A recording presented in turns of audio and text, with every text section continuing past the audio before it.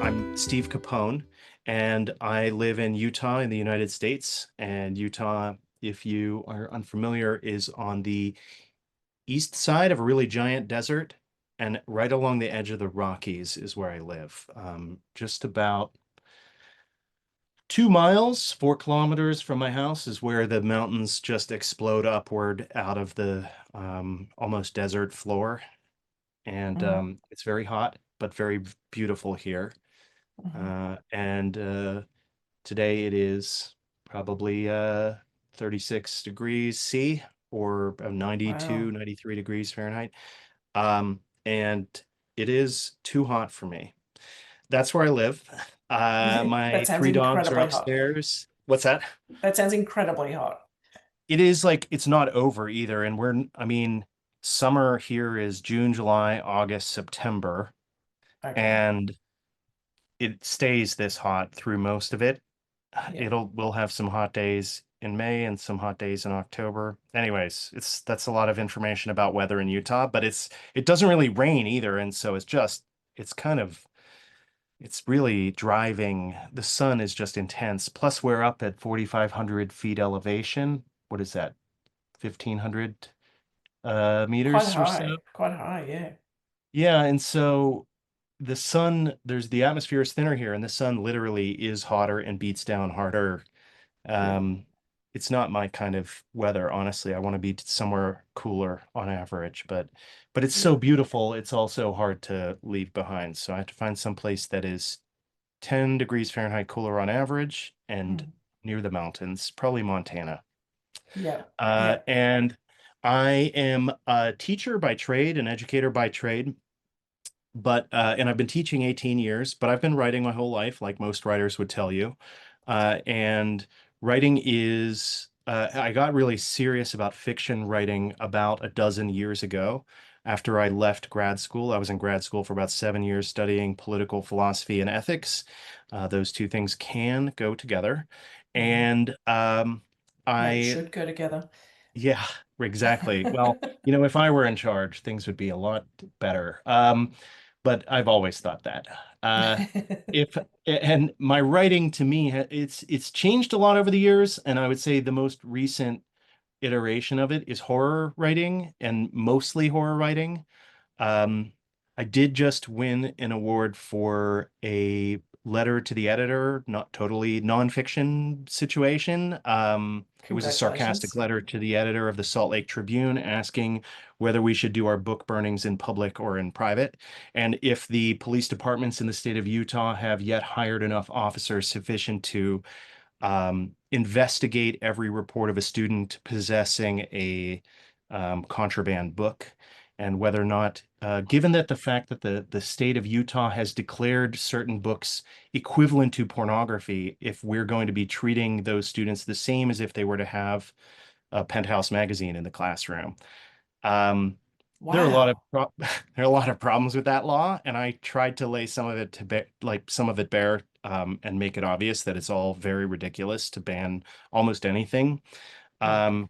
but especially these works of fiction that are being banned in Utah and elsewhere in the United States. So I do some nonfiction stuff. I Mhm. had a personal essay win a thing over the summer. I wrote a new screenplay at the Chateau de Ocvo this summer, and it has been selected in two film festivals in the last few weeks and is a semifinalist in one of them, and both of them remain to be determined in terms of winners and that kind of thing. But just to be selected is really cool. Yeah, it's So I, huge. yeah, and I developed most of it at the chateau. And then we did a live table reading, which was great. And then I changed quite a few scenes and added a scene and subtracted a scene, and it got to where it needed to be. And now I'm really proud to show it to people. Um, and I started writing horror about 5 years ago, and I started a press a year and a half ago.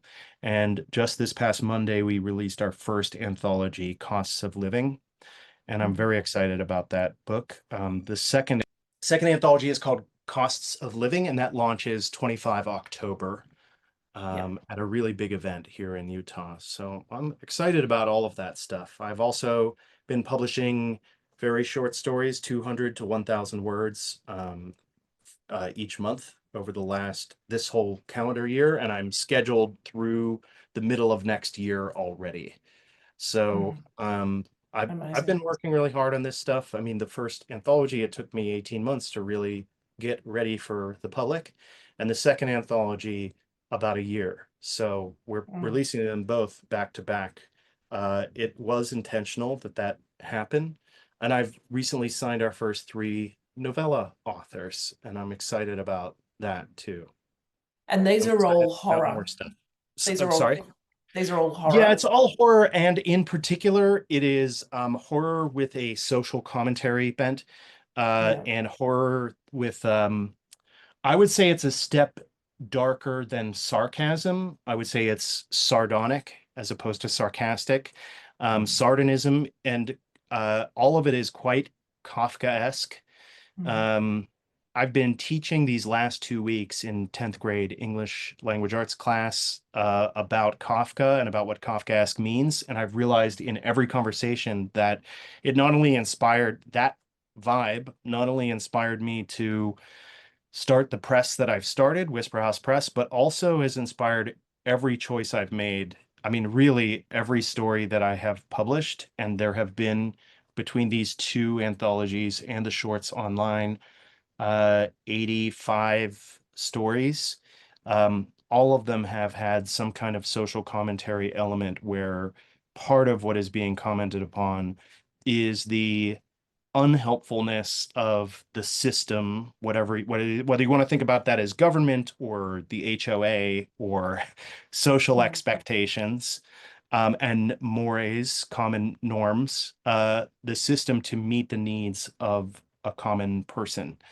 mm, And so in that way, it is really all about that similar vibe to Kafka, which, mm. is downright depressing in some ways, but I try to accept stories that are not only depressing, but really push the absurdity to the point where we're teetering between humor and horror, which is where Mm. absurdity tends. Steve, we met at the Chateau Orcavo with our writing residency in July this year, and we shared a writing room.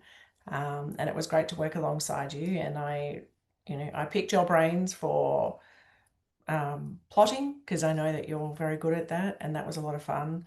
And was part of your table reading, which was so much fun being a part of a table reading. That was my first That table was my reading. highlight, I Yeah, think. it was so much fun. Very But I fun. also noted while we were there that you don't just write, that you also do some art as well. You, is that something that you do on a regular basis, or was that something that you just kind of started to play with while you were there because we were surrounded by so many amazing, creative people? I love that question, in part because there's no impressive answer here. I just started like while we were there. Mm, I was encouraged by the visual artists who, mm, when I asked them for advice about what I should try and what paper I should buy, because I really knew nothing, mm, they were so supportive, encouraging. I mean, the community there was really special, and they helped me to pick out what kind of pencils I needed to do some colored pencil drawings and the right kind of paper and the right kind of mm. fixative to spray on afterward to make sure that it didn't just like wipe away when I was done. But no, I would say brand new, but I've done a little bit of drawing since I got back. I Fantastic. often feel like I often feel too constrained by my schedule to allow myself that, although it put me in what is called a flow state when I was doing it, and I really think more would be good. But Mm, most of my spare time, which there is not a lot, so most of my scheduled spare time is spent on watching movies that I'm going to review for my website, or reading books that I'm going to review for my website, or just reading generally. mm, mm, I mm, take in a lot of books audiobook wise, but I am also reading a couple right now. I'm reading Killers of the Flower Moon nonfiction book about a string of murders in Osage territory. I don't know if that's the right way to pronounce it, but in modern day Oklahoma, Mm, Indian territory, mhm, back in the 1920s. And I read a lot of that dark stuff that kind of inspires some of my mm, fiction. Never mm, directly, but it mm. definitely contributes to the general vibe. But the art has been really fun, and I hope to do more of it. Yeah, yeah. So in a way, from what I'm hearing from you, the art is kind of like a almost like a meditation of being able to kind of get outside of yourself and whatever else is going on and just be able to play. Yeah, and there's really no chance I'll ever sell it. And a lot of what I do is wrapped up in how is this contributing to my fiction as a product? Mm, You know, when I think about watching movies and reading books, I often think of that as either something to review for the website or my Instagram or TikTok or whatever, or I'm thinking about it as input for the machine that needs input in order to produce output. yeah. Um, and the art is not that, it is totally unproductive in a Mm, literal sense, but mm, in a more abstract sense, it has, when I have allowed myself to do it, I've done three complete drawings, probably 4 hours a piece in the last 2 months. mm. And when I've allowed myself to do it, it is productive and in a indirect way because it Yeah. clears my head.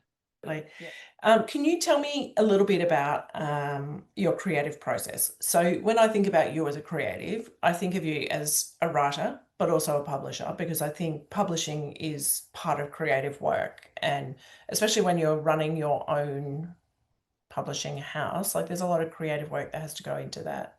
So, can you tell me a little bit about your creative process? Like, Yeah, I'll try to answer that in two parts.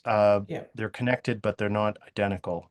Mm, Um, the the writing I do, I often think of as kind of mechanistic, mm, in the sense that I identify setting, conflict, character, and I often think through those things quite a bit, and then I start making notes about what they would come to in a story if I let it play out. And then I think in terms of building scenes. I guess before I think of scenes, I think of parts of the book in terms of a 3 act structure or a 5 act structure, or I use the save the cat thing and I'm plugging away at the different large arc steps. I think in terms of character arcs, like I want the character to go from this to this, and how do I get them there? I'm really kind of formulaic in that way, although every choice I make in between is kind of it's up in the air until I write it down, and even afterward it changes. I'm not really wedded to the decisions that I make early in the process, and I often re I mean, part of what you saw me do last month was to revise in a large sense a whole plot line that I had previously somewhat settled on. So I think about the writing process as a series of choices that I need to make about what would be a cool thing to happen in my story. And mhm, if I know that there needs to be some kind of climax, I'm making a choice about that. If I need to know that there has to be some escalating tension, and I really do think in those terms, which um, it makes me think of what I do less as an art and more of a craft, which I think a lot of writers would not love to think about their art that way. mm, Um, but the choosing is where there is room for the muse, if there is room for the muse at all. Those choices are not choices anybody else could make. They can make mm, their own choices about their own piece of work, but when I make those choices, they're unique to me and they're couched in my own experiences, in my own personality, and all of that input that has come into my brain over the years. And mm, so I do acknowledge that although I have various formulae for coming up with stories and planning them out and then executing them one scene at a time, it it is uniquely me, and that place where I come in is at every point where I make a choice. mm, And when I think about what a human is, we're just decision-making machines, and that's a lot of what I think about for my writing. And when I think about publishing, I I start it sounds a little bit like corporate speak, but I have had in the back of my head an implicit mission, and I wrote the mission statement a few months ago to make it more explicit. And it's about transparency for me. It's about elevating the voices of people who might not otherwise get heard. And it's about revealing something about society, some of the upsetting parts of society that are mundane to us, but are still upsetting and have a real impact on our experience as people having to deal with these structures. Um, and so that that mission of, and I don't know it, I wrote it. I don't know it well enough to spout it off, but those are the elements of it. Yeah, And yeah, that's been in my mind since I started 18 months ago, and it is more and more directive. When I thought about, okay, I now have a bunch of submissions in my email inbox for featured stories, monthly stories, and for novellas. And as I'm going through them, I'm thinking like, well, like, how does this reveal something about society? How is this like, is this mundane horror? And is this a person who like has 500 publications and like my publication is just one more? Or is this a person who has a really good story and has never published anywhere? I would rather publish somebody who's never been published. I love that. Um, I love and that. yeah, and I mean, that's not to say that I don't have grand ideas about famous people writing for my website, but it's only really to drive more traffic so I can do more of the other stuff, Yeah. you know? And a lot of people listening to this podcast are from Australia. So Hmm. I know I I have have several asked you Aussie writers. online. Yeah, yeah. I was Yeah, going there to are a say, couple of I know I have Australian asked you writers. privately about this, but it's good to know for people to know that you do accept submissions from Australia as well. Yeah, in fact, the first individual author I signed to pen a novella for my press is from just outside of Sydney. So, an Nice. Australian author is the first author I signed Love after that. doing these anthologies and when I decided I wanted novellas. Yeah. So we're getting that. His name is Jordan King Lacroix, and he is a diaspora Jew, an Ashkenazi Jew living outside of Sydney. And the first story he contributed got into the first anthology, and I loved his stuff so much, and I really enjoyed working with him so much that I invited him to submit to the second anthology. So he's in both anthologies, and he's got a novella coming out through us in about a year.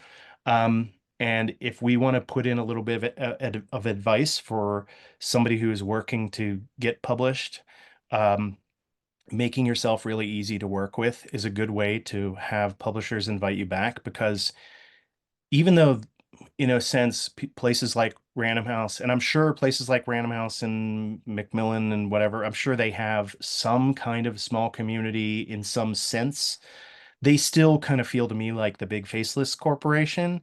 Yeah. But I will tell you that I know a bunch of different independent publishers, small publishers, even to the mid-level size. If they enjoy working with you and you're a pleasant person to deal with and you're communicative and you do what you say you're going to do, they will invite you back. And Mm. that, I think, is a superpower that I didn't know I had as a writer. I didn't know I Mm. had when I first started trying to get published, is that these small presses, often the same person is opening the emails every time you submit something. Mm. And so if they're thinking, oh, that guy's story was so like unique, and also they're totally easy to talk to and easy. Mm. It's kind of like applying for a job. And for better or worse, if we have trouble dealing with people, we're going to have trouble continuously getting published Yeah. because Yeah. everybody talks. They do. I mean, I know the publishing industry in America is a lot bigger than Australia, but still, publishing industry is small always. Yeah. Um, can you tell me a little bit about where you get who, what, or where you get your inspiration from? Yeah, I would like to think that it all comes from in here, but it totally doesn't. I wish that it did, and then I could just move into the middle of the forest and never talk to anyone again, and I could just write all the time. And honestly, in my dream world, if that were possible, I would do it immediately. However, I know that my writing would fall to pieces because Mm. I need the input that I get from being in the world and the random thoughts that I have while I'm going through the grocery store and I see somebody doing something weird at the other end of the shelves or something. That stuff all goes into the pool. I really think that the biggest impact for me has just been reading, reading, reading, reading, and Mm. discussing what I read. And the context for that has been traditional academia over the years. That is where I got the highest input level with the maximum amount of discussion because I was an English and philosophy major in college, and then I did two master's degrees in philosophy, and I was just constantly reading. And at the same time, it's not like that's the best thing to do. That's just what shaped my perspective because when I left those places and I started writing fiction, as I said before, I didn't start writing fiction until after I left academia. So Mm. it wasn't like that was doing me a whole lot of good for my fiction at the time. Mm. But it prepared me for it basically trained me how to be a self-study. Mm. And now if I am really interested in something, I can read 10 books about that thing over the course of a year or two.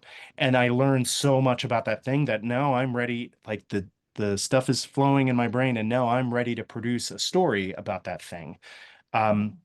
when I decided that I was really interested in horror, I kind of set out to give myself an education in horror where I wanted to find like, oh, this writer is kind of like that writer. Oh, I really like Stephen Graham Jones. Maybe I'll like Nick Medina or Jessica Johns or Erica T. Worth. Or I really liked Grady Hendrix. Josh Mallerman has some kind of similar appeal. Maybe I'll like his stuff. So Mm. I set out to learn all I could learn about that. And so I just input, input, input. I read about 120 books a year if we include my audiobook intake, which I like to do because it inflates my stats. Um, Yeah. And but it's still it's reading, not the even if same you're listening. experience truly, but it is intake, it is It's consuming books. So I'm story. happy. Yeah. I love audiobooks. I Mm. probably two of every three books I consume, I get audiobook wise. So about 40 or 50 books a year I read, another, 60 or 80 books a year audiobook. And most of, I mean, if we call it inspiration, most of it probably comes from the fact that I'm just constantly thinking about stories and I'm constantly thinking about story structure. And when I leave a movie, I'm thinking, like I just saw Weapons, and one of the things I really was impressed with, and I'm not going to spoil it, but you don't need to see it to understand that this is a point of view story where there are like six different points of view about the exact same series of events. And then the tail Oh, end of the movie is like the new stuff after that, after we yeah. get to a Okay. certain place.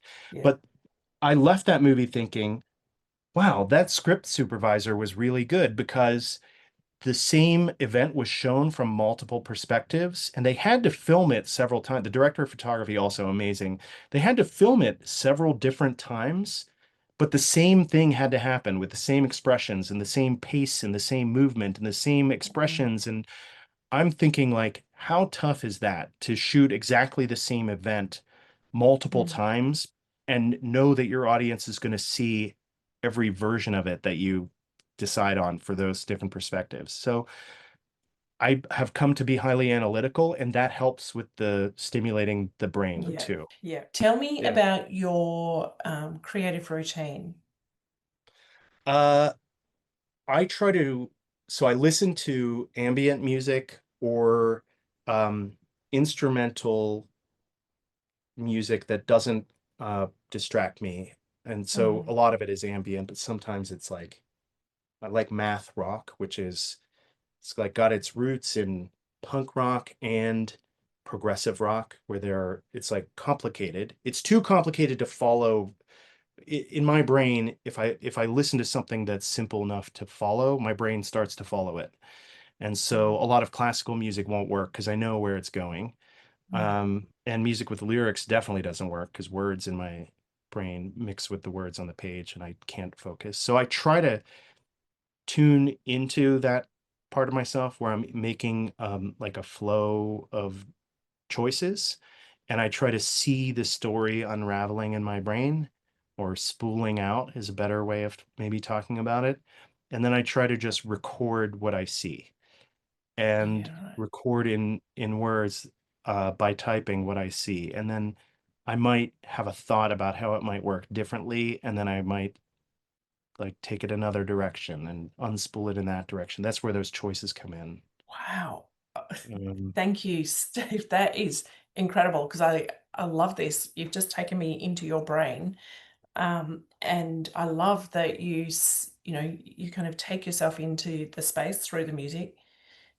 But then you are, from what I'm hearing, you are watching the movie play out in your head and you are just describing it as the yeah. story. And the space has a lot to do with the work too. I don't put myself often, I mean, the chateau in France was an exception, but I don't often work in a super beautiful location because I'm easily distracted, and I try not to work facing a street or something where there's a lot of action going on. My Mhm. office here at home is in the basement, and I can see the mountains out one window, but there's nothing really happening. Oh. And it's really like closed off. I find Mhm. that I need to go to a location, whether it's a coffee shop or library or the basement office, where the only reason I'm going to that location is to write. Mhm. And I try not to do anything other than write when that's the writing time, because Mhm. I'm, again, easily distracted. But if I really lock in and I don't permit anything else to happen, I can stay locked in for longer. And the way that I work, anyhow, is the longer I can stay in that spot, the better it gets. The longer I can stay locked in, the better. And so, minimum 2 hours Okay. for a really productive session. Ideally, 5 to 7 hours without pause, really. How often are you doing that? Every Sunday, I spend about 6 to 8 hours at a coffee house, and they come to get to know me at the shop, all the people who work there. Um, but on a daily basis, I now that I don't have to take my kids to school because they're old enough, they're driving themselves, which is a miracle. Um, I have been getting up at 5:30, between 5:30 and 6, and getting to the Starbucks near my where I teach, 5 minutes from my campus, getting there before 6:30, and then working on publishing stuff. And this is important. It's not super creative, so the circumstances can be different for me to be successful for like an Mhm. hour before I go to work every day. Mhm. So I've been getting, a minimum of 12 or 14 hours a week dedicated to it, Yeah. publishing and writing. Mostly Beautiful. publishing because of our publishing schedule this fall. Yeah. Um, Yeah. yeah, And if you were to be this talking to, fall. yeah, Um, yeah. yeah.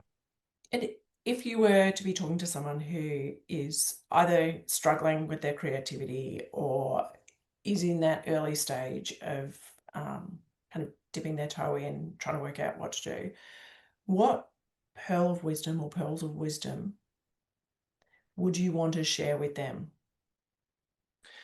I would want to tell them that whether you're writing short or writing long, you need to have a lot of tools in your tool belt and don't be wedded to just using one or two of them. Mhm. So, the first novel that I completed successfully, I was very rote with my pick 3 acts about how the story will play out, write 3 acts within each of the 3 acts, and then split those again into scenes, and then write those scenes one at a time, beginning to end, without changing anything really. I needed that to feel confident that I knew what was going to happen. The second Mhm. book wasn't like that, where I had a lot there were a lot more complications along the way. I still didn't change much after I started, but I did a lot more planning and fiddling around with story cards and making visuals the second time that I didn't use the first. The first time it was like an outline on a page. Second time I had these note cards and I was like moving them around and figuring out what might be missing and still looking at this 3 act structure, still look and I'm not knocking or saying it's the only thing to do, but in fact, I'm saying the opposite. The third book that I have, I should say I'm 90,000 words into it. I'm not quite done with it. Um, has been a lot longer process, And I'm not really sure how it's going to turn out, but I have 120 scene cards, which is way too many, which is partly why I'm at 90,000 words. But I knew this going into it, and it is a kind of fantasy contemporary fiction mashup, so it's probably okay. I wrote a book on contract in a 4 month period of time for a mid-level publisher here called Gibbs Smith. This was another book. Um, that one I plotted out and I wrote it in 4 months, and I followed the basic path that I had set out for myself. The one that you saw me writing in France has changed so many times, and it's weird. I part of me wants to say I wish it were done faster, or I wish it were done sooner. But I think that I need to be okay with the idea that it takes however long it takes, because each year of these 3 years I've been working on this story, and I'm about 60,000 words into it now. A different way of approaching the framing of the story has struck me in a way that fundamentally changed how the story is evolving. Now, I'm still keeping all the old parts because they're super useful, but they fit into this structure narratively a little different than I thought. And it's getting much better as it goes. I'm not Yeah. just spinning my wheels. Yeah. So So, it's different tools, different books, different tasks take different tools, and it's okay that they're not the same tools all the time. yeah. So that's the advice you'd want to give someone is listen to the tools that are right for that story or that Yeah. project. And and I think like whatever tool you haven't used yet is one worth trying if it's not working the way you're doing it. Yeah. And I also want to say that I've gotten a lot of helpful advice for writers from people who write books about advice for writers. So Chuck Wendig has a book called Gentle Advice for Writers, I think it's How to Be a Writer Without Completely Destroying Yourself or something like that. Okay. Really Yeah. great. Anne Lamott's Bird by Bird is one of my Oh, absolute favorites. yeah. Same. And there are other kind of similar memoirs of the craft. The Stephen King memoir is well known and for good reason. Yeah. So those kind of craft books I really enjoy, but there are dozens upon hundreds of them, and they're not all equally good, of course. But if Mm. you look for those ones, I'll drop one more. Um, Meander, Spiral, and Explode. And I think it's by Jane Allison, 1L. And it was the most really unexpected take on plot and Yeah. Right. structure. Yeah. Yeah. Totally it was all about non-linear plots, and it was really wild. Oh, and Jeff Excellent. Vandermeer's Wonder Book, most beautiful craft book I've come across. Yeah. All illustrated, gorgeous stuff. Oh, I love that. His I is love more of a that. workbook too, like try this, try that. So if you're looking for that kind of experience, Wonder Book is a great one.